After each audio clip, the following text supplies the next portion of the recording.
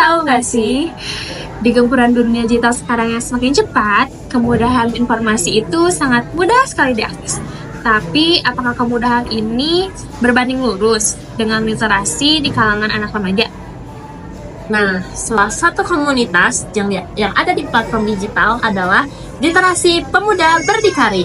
Ini tuh merupakan salah satu komunitas untuk menjawab tantangan digital di zaman sekarang, yaitu membangkitkan literasi anak muda untuk berpikir lebih kritis dan lebih luas. Nah, sekarang kita bakal berbicara sama Arai. Ia adalah salah satu penggerak komunitas pemuda literasi berdikari. Nah, kita bakal tanya gimana komunitas itu terbentuk, apa peran komunitas itu di platform digital, dan kita bakal banyak banget tanya lebih lanjut kepada Arai. So, ikutin terus. Sebelum lanjut ke pertanyaan, kira-kira Karai boleh gak sih menceritakan sedikit tentang informasi diri, terus kenapa sih LPB itu dibentuk? Oke, yang pertama, perkenalkan, nama saya Indrajit Rai Garibaldi, SHMH. Untuk pertanyaan pertama yang tadi Teteh berikan kepada saya, sebagai founder atau pendiri Literasi Pemuda Berdikari LPB. Literasi Pemuda Berdikari secara histori kita lahir tahun 2015 itu, dan untuk membentuk komunitas literasi berdikari,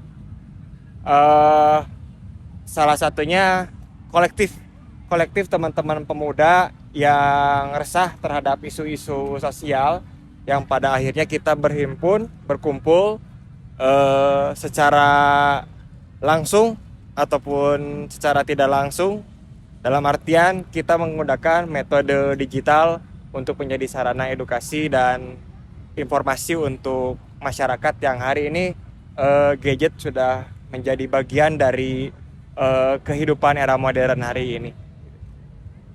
Terus pertanyaan selanjutnya, kenapa ingin membentuk literasi berdikari itu lebih lanjutnya seperti apa? Oke, yang pertama, Literasi Pemuda Berdikari atau LPB ini, komunitas kita sudah legal secara Kementerian Hukum dan HAM. Jadi Literasi Pemuda Berdikari ini sebagai agen sosial kontrol terhadap masyarakat, terhadap isu-isu pemerintah, entah itu informasi isu-isu pemerintah nasional, provinsi, regional, kota kabupaten, bahkan tingkat desa, ataupun isu-isu rakyat-rakyat kecil, itu kita hadir.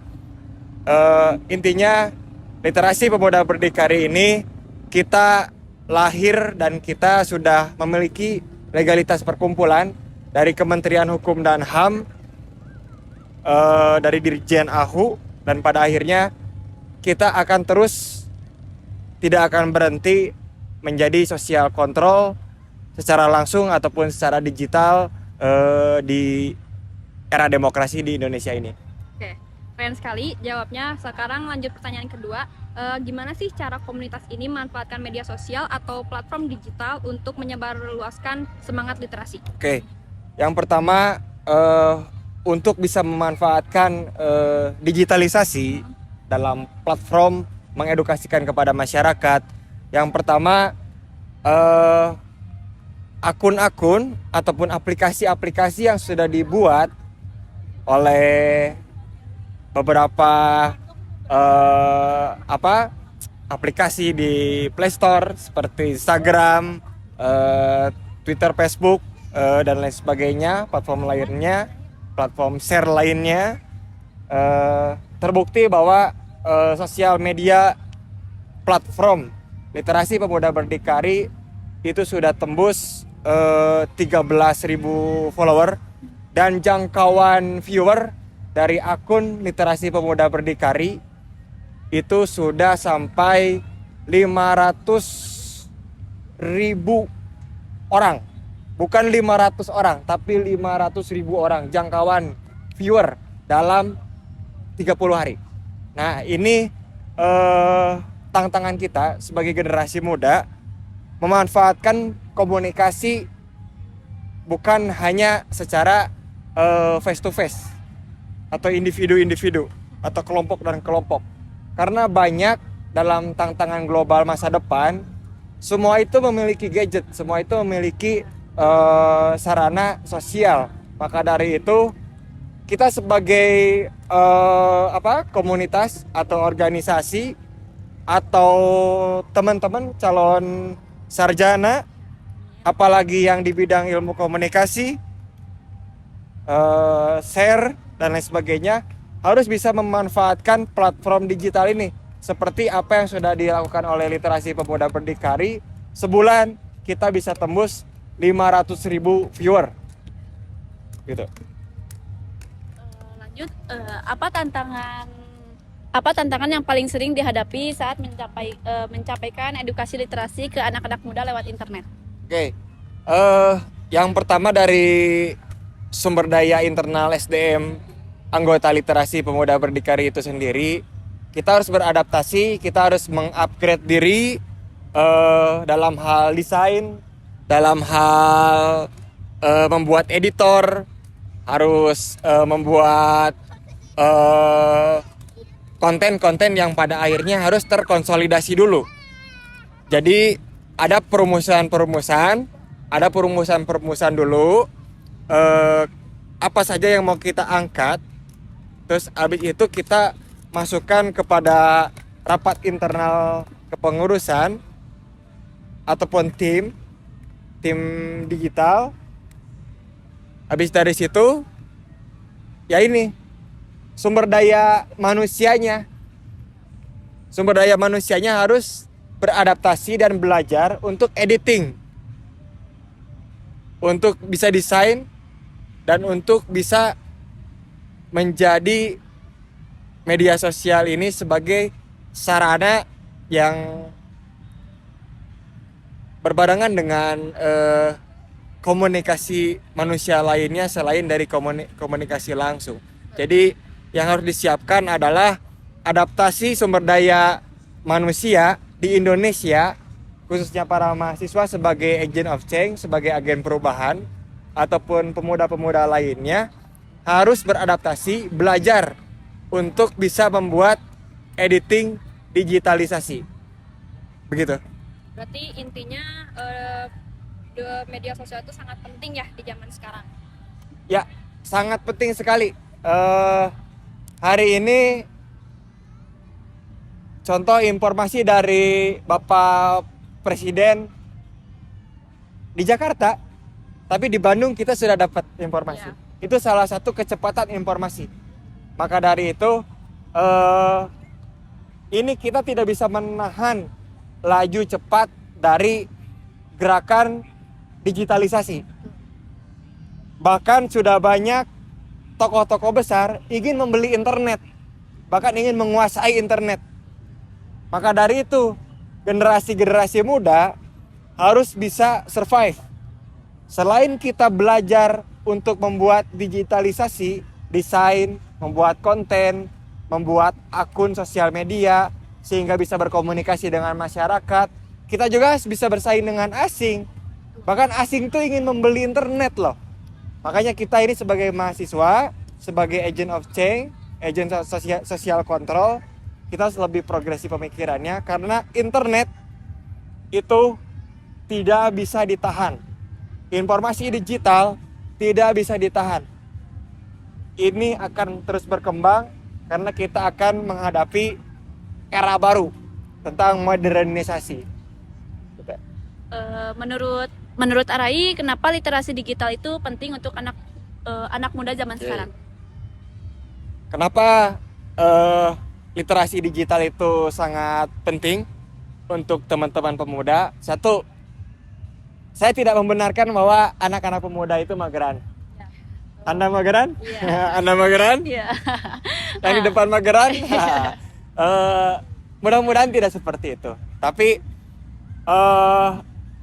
kita harus sadari sosiologis kita, bahkan kehidupan masyarakat yang harus dirubah, ataupun juga itu dari sisi negatif. Sisi positifnya, banyak orang-orang yang kerja di rumah, ada yang kerja di perkantoran, mereka itu tidak usah lagi jauh-jauh untuk membeli koran.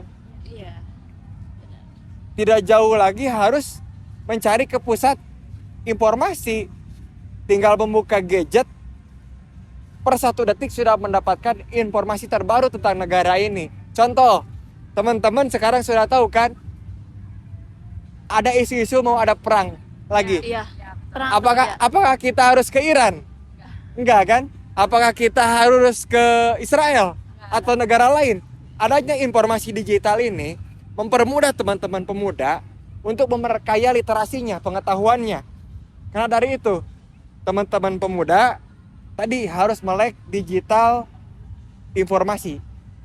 Karena zaman akan terus berkembang dan kita harus mempersiapkan diri tentang tantangan globalisasi ke depan.